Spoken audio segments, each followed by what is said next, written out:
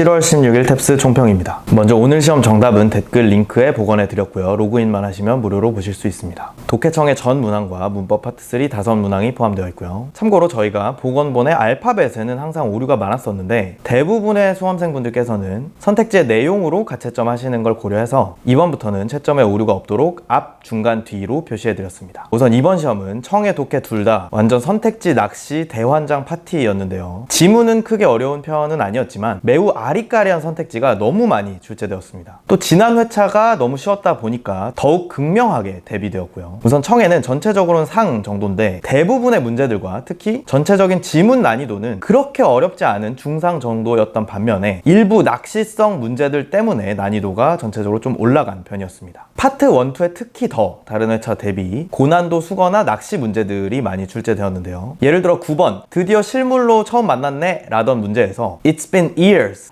이게 얼마만이야 라는 마치 오랜만에 다시 만난 듯한 뉘앙스를 가진 오답 선지가 출제되었고요. 또 10번 어떤 축구 선수의 기량이 최근에 떨어진 것 같다 라던 문제에서 disagree 동의하지 않는다 라고 했는데 He's been slacking off 걔 요즘 게으름 피는 것 같아 라는 앞뒤가 안 맞는 좀 즉당 낚시가 출제되었고요. 12번 선크림을 챙기긴 했는데 막상 보니까 거의 다 썼다 라던 문제에서 아니 어떻게 선크림을 까먹다니 라는 낚시 선지가 또 출제되었습니다. 파트 3에도 역시나 선택지 낚시 문제가 많이 출제되었는데요. 특히 23번 늦게 대성한 복싱 선수에 대한 문제에서 늦은 나이에 아마추어 선수에서 프로 선수로 데뷔했다라는 늦은 나이라는 건 비슷하지만 아주 미세한 차이를 가지는 낚시 선지가 출제되었습니다. 대신에 이번에도 기존과 거의 동일한 문제는 굉장히 또 많이 출제가 되었는데요. 예를 들어 3번 면접 보고 왔다라던 문제, 16번 승진을 하긴 했는데 자신이 없다라던 문제, 21번 상대방 발표를 칭찬하는 문제, 24번 미팅 시간을 착각해서 놓쳐서 정말 죄송하다라고 사과하는 문제, 또 28번 수요일 미팅 날짜를 언제로 옮길지 대화하는 문제 등등 전부 최근 시험에서 한 번쯤 봤었던 내용들이었습니다. 파트 4, 5에도 선택지 낚시가 많이 출제되었는데요. 특히 33번은 일단 소재는 기존처럼 메뉴 이벤트 순서를 공지하는 내용인데다가 심지어는 직전 7월 3일 사내 행사 일정 변경하는 문제와 거의 내용이 동일했죠. 근데 질문에서 물어보는 게 그 행사를 옮긴 날짜가 아니라 직원들이 출장 갔다가 돌아오는 날짜를 물어봤습니다. 이걸 놓쳤으면 바로 낚일 수 있던 문제였고요. 반면에 어휘 문법은 중 정도로 타 회차를 대비해서도 좀 평이한 편이긴 했지만 큰 차이는 아니었고요. 별다른 특이사항은 없었습니다. 또 독해는 중상 정도로 전체적인 지문 난이도는 청해보다도 약간 더 수월한 편이었는데 역시나 낚시성 문제들이 너무 많이 출제되었습니다. 3번 오랫동안 해외 갔다 와서 확 바뀐 그 고향 도시의 차이에 대해 쓴 소설 문제에서 정답은 그 몇십 년 동안 도시가 얼마나 바뀔 수 있는지였는데 되게 애매하게 뭔가 그럴듯하게 유학 다녀온 뒤 고향에 대한 생각이 어떻게 바뀌는지 라는 낚시가 나왔고요. 또 4번 혀 부상당한 가수가 S 발음이 안 돼서 그 S가 들어간 단어들을 전부 제외해서 작곡을 했더니 대박났다 라던 문제에서 정답은 가수 발음의 제약을 고려해서 작곡했다 였는데 되게 또 비슷하게 단어 수를 최소화해서 작곡했다 라던 낚시가 출제되었습니다. 또 8번 후천적인 행동에 의한 신체 변화도 유전될 수 있다 라는 이론에 대한 설명 문제에서 빈칸 위치가 during its lifetime 한 개체의 일생 동안에 발생한 변화가 어떻게 된다 라던 위치에 뚫려 있었는데 정답은 그 변화가 후대로 물려질 수 있다 였던 반면에 또 미세한 낚시로 선대로부터 물려받을 수 있다 라는 오답이 있었습니다. 근데 이 지문의 내용은 그 후천적인 변화가 후대로 유전될 수 있다 라는 얘기지 후천적인 변화가 선대로부터 물려올 수는 없었죠. 이것도 빈칸 위치를 캐치했어야지만 낚시에 낚이지 않았을 수 있었습니다. 또 20번 운형궁에 대한 지문에서 고종이 그 왕 즉위하기 직전에 떠났다가 결혼하기 직전에 다시 돌아왔다 라는 내용이 있었는데 정답이 그 결혼 전에 고종이 궁을 떠났다 라는 거였죠. 결혼 직전에 다시 돌아왔다고 해서 그 전에 떠나지 않은 게 아니었기 때문에 결혼 전에 떠났다도 참인 명제였습니다. 28번 긴 지문의 메인 유형 질문에서도 제안은 고마운데 작업 기간 더 줄 수 있냐 그 작품을 본 적이 없어서 파악하는 데 추가 기간이 필요하다 라는 내용이 지문에 있었는데 정답은 작업 승낙하기 전 작업 데드라인 연장을 요구했다라는 것인 반면 굉장히 미세하게 비슷하게 작업을 승낙할지 말지를 결정하는 시간을 더 요구했다라는 내용이 또 오답으로 출제되었습니다. 아주 미세하게 충분히 낚일 만한 낚시들이 너무 많이 나왔던 회차였고요. 이외에도 문항별로 구체적인 해설은 이번에도 역시나 독해 청해 전 문항 해설 강의에서 짚어드릴 예정입니다. 헷갈렸던 문제와 선택지, 조심해야 될 함정, 빈출 단어와 수거 등을 정리해드릴 예정이고요. 이 상세 해설 강의를 100% 활용하시기 위해서 오늘 올려드린 정답 보강글을 보시면서 내가 틀린 문제들의 경우에는 오답으로 이어진 사고 과정을 최대한 적어두시길 권장해드립니다. 그래야 까먹지 않고 있다가 이 해설 강의가 올라왔을 때 내 잘못된 사고 과정을 교정하실 수 있겠죠. 그리고 이건 일반적인 회차 기준, 목표 점수별로 가장 어려운 문제부터 틀릴 수 있는 개수를 정리한 표인데요. 오늘은 독해청에 둘 다 좀 어려웠으니까 그래도 틀릴 수 있는 개수는 조금씩 더 늘어날 수도 있겠죠. 그 이유는 배점 원리 영상에서 설명드렸고요. 그리고 일반적인 회차 기준, 어려운 문제부터 몇 개 정도 틀렸을 때 몇 점 정도 나오는지를 직접 계산해 보실 수 있는 배점 계산기 링크 또한 댓글에 달아드리겠습니다. 오늘이 첫 탭스이신 분들은 이 탭스 독학 가이드 A to Z 영상을 참고하셔서 전반적인 시험 유형부터 점수대별 공부법 그리고 무료 자료들의 링크들까지 모두 받아가시길 권장해 드리고요. 그 이후에 점수대별 공부법 강의를 따라서 내 목표 점수에 필요한 공부만 선별적으로 시간 낭비 없이 하시길 권장해 드립니다. 그리고 이 점수대별 공부를 맞춤형 자료로 편하게 학습하고 싶으시다면 컨설탭스 점수대별 맞춤형 커리큘럼도 고려해 주시고요. 다음 시험 전 출제 예측, 시험 직후에 전문항 정답 확인, 총평, 그리고 전문항 상세 해설까지 받아보고 싶으시다면 구독 버튼을 눌러주시기 바랍니다. 자, 그럼 오늘 시험으로 모두들 한 번의 목표 점수 달성하셨기를 바라겠습니다. 감사합니다.